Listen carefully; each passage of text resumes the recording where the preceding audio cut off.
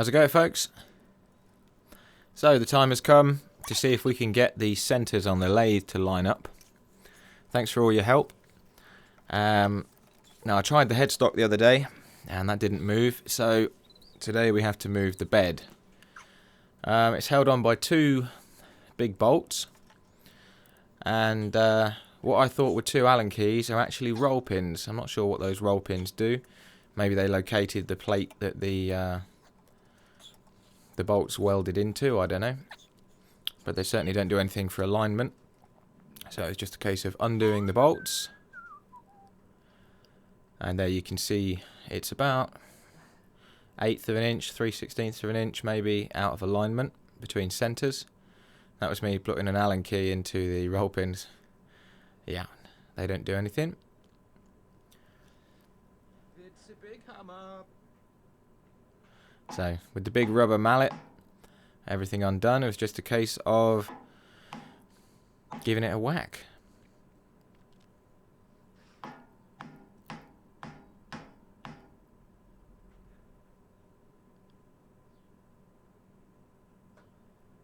there we go, that looks pretty lined up to me. Certainly a lot better than it was. I actually whacked it a couple more times than that. So as of today, we had to go back to the 100mm jaws. So off come the 50s and on go the 100s.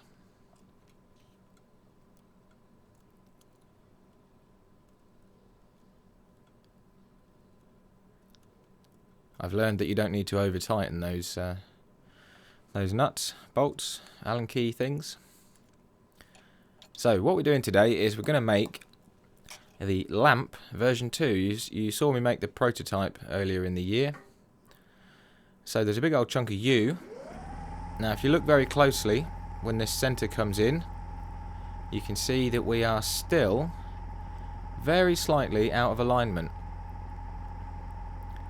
We're talking maybe 1.5 millimeters out of alignment, but that was not good enough. So what we had to do is get into the leg of the lathe at the far end of the bed and undo the 3 bolts that hold it to the lathe foot, which are underneath there. So yes, this lathe, it separates at the top and the bottom of that side. So I didn't need to undo the bolts from the floor. And there we go, it's in alignment. No vibration, job's a good one. So it's time to make the base for the lamp. Now this U is very old, it's just about hanging on, it's as dry as it could be. And I learned my lesson from the last one. The last one was all end grain, and this lamp is all side grain. So you can tell it was a big old chunk of U I started with to get that much side grain out of it. And don't worry, I did keep the rest of it, so there'll be some bowls coming out of that as well. So we're spinning at 1400 RPM with the 40/40 grind bowl gouge.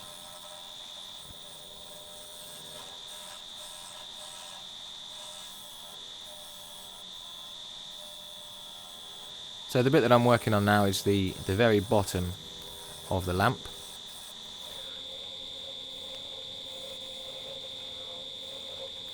So I'm just facing it off, ready to put my mortise into the bottom.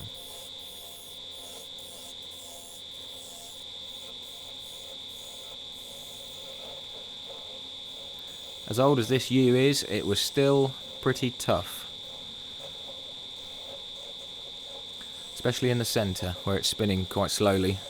A little bit grabby in the middle. So with that done, it's time to flatten it off with my flattening paddle, with the 40 grit sandpaper. And in goes the massive mortise. And there we go, that is ready to be turned around.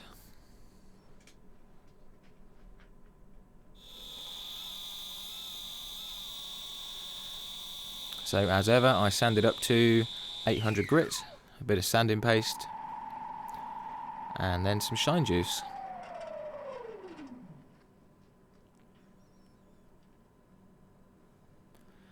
Okay, so it's time to have a look at some of your fantastic work.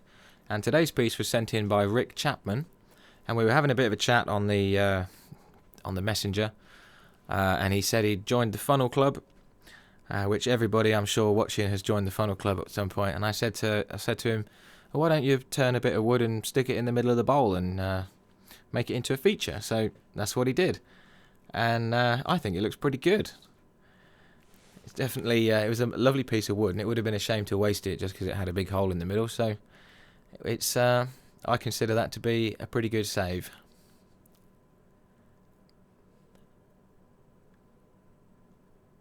There's a lovely piece of wood, isn't it?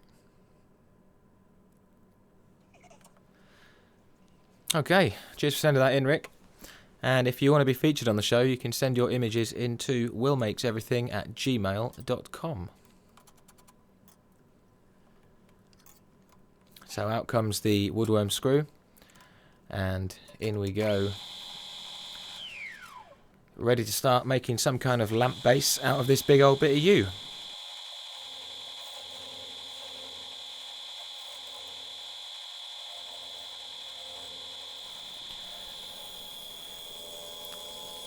So after I've got it flat, the first thing I need to do is drill a 23mm hole. That's another lesson I learned from the first lamp. The piece of copper that's going to be the basis of this lamp is 22mm wide, and the original lamp had a 22mm hole in it, and that was too small. Everything was binding up and it was terrible. So I bought, especially for this job, a blacksmith's 23mm drill bit, which was not the easiest thing to get hold of, but I did manage to get it locally, which was good. And you can see the alignment is a damn sight better than it used to be. There's no wobble anymore on the tailstock. It's just beautifully centered, so I'm calling that a win. Now I need to glue the copper pipe in, so I've just put a little recess on there to hold a little bit of glue. So in goes the copper pipe. Searching around for the super glue, there it is.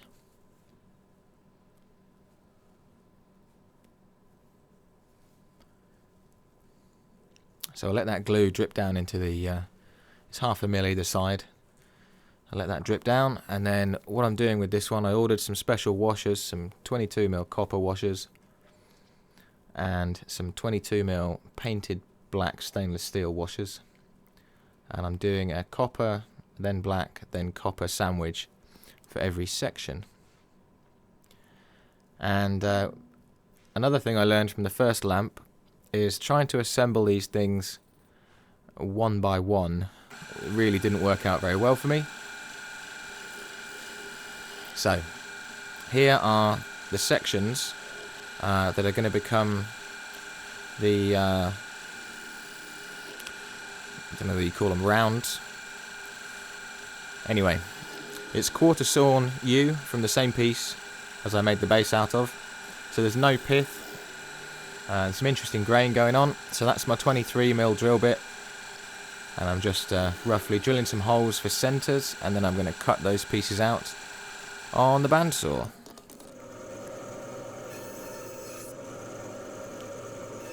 Watch your fingers.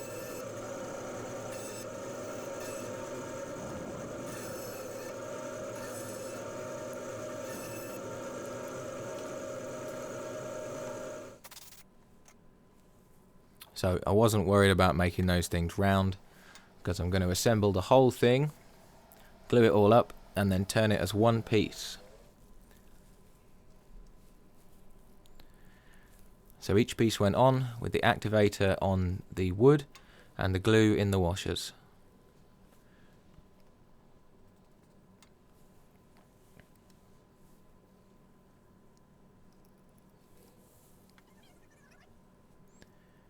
Now I wish I had a thicknesser, because I could have got these pieces square.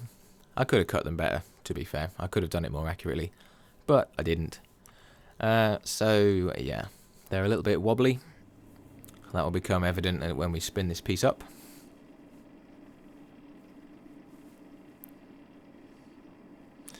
Yeah, a little bit wobbly, but I think we'll get away with it.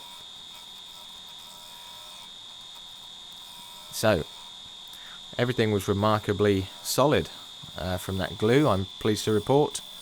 Nothing came loose during the turning, and this was a long and painstaking process of turning down each of these sections.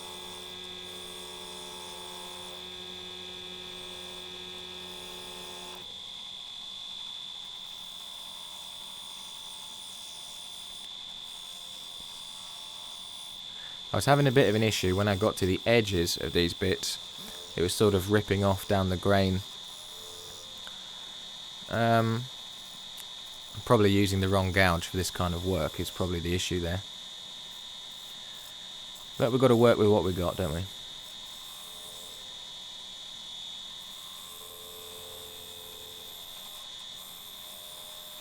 I was talking to Steve earlier, and he was, we were talking about doing segmented projects and why I don't do segmented projects.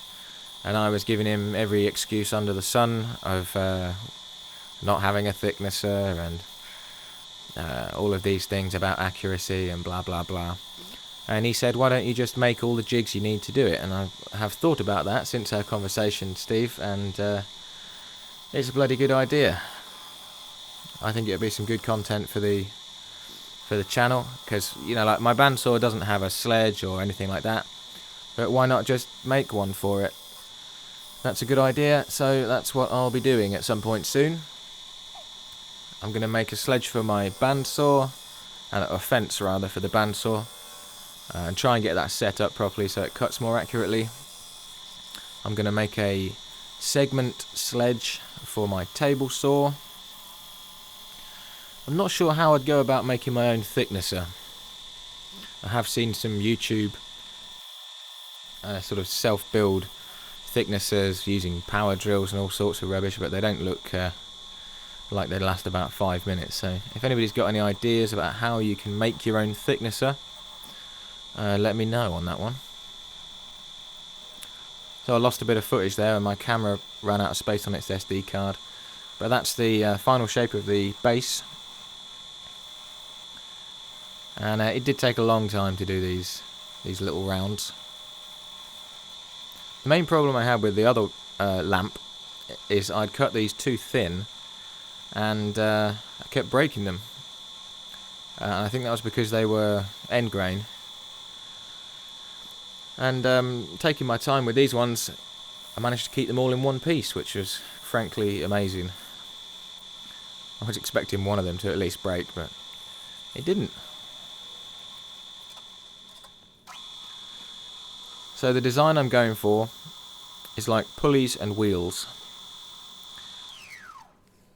So the first one I was just standing there is a pulley, and the next one is a wheel, and the next one will be a pulley and a wheel, all the way down to the end.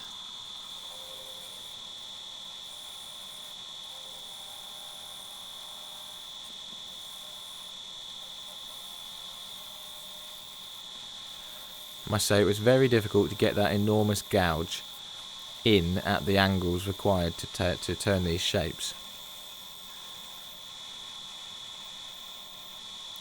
Really had to think about placement.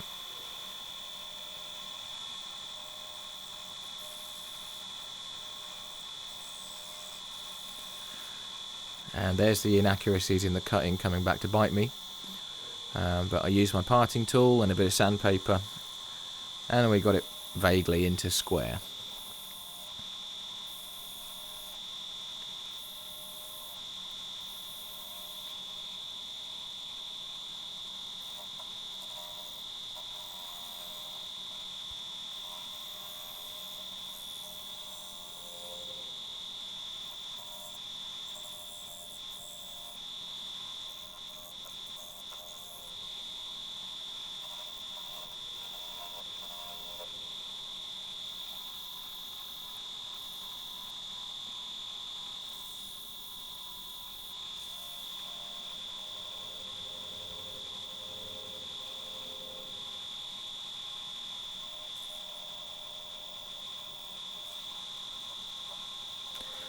You can see that a little bit of the paint has come off the black washers where I've been sanding, and I'm going to have to repaint them, but obviously they're in situ now, so that's going to be a delicate job. It's going to be a very thin paintbrush and some hammerite black. I think I'll probably do that on the lathe. The other option is, of course, that I just sand all the paint off that face and have them shiny. What do you reckon? Let me know in the comments. Black and try and paint them, or shiny and sand them. You'll still see the black on the top face of the washer, you just won't see it on the side face.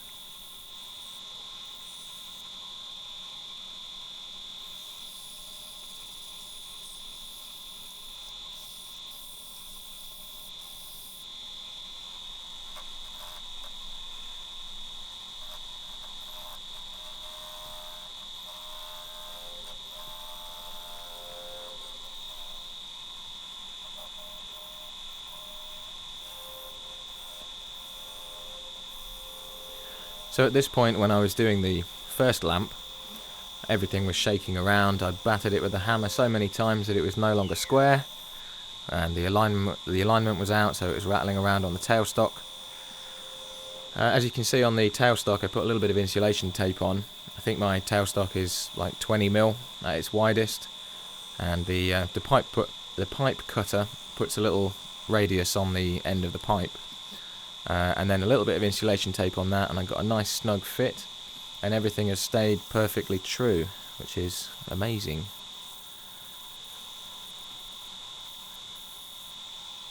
It's nice when things actually work, isn't it?